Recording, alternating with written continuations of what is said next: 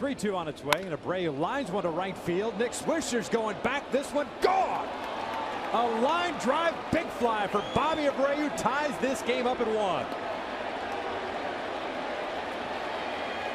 Just like we thought, guessing, cheating on that fastball, hits it out to right field.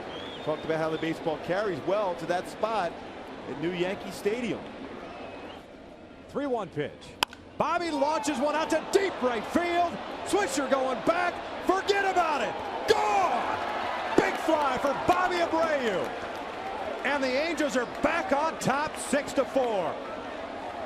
Wow, he did look in and got a pitch on the inner half and be able to turn that ball and drive it out against arguably one of the best pitchers the game has ever seen.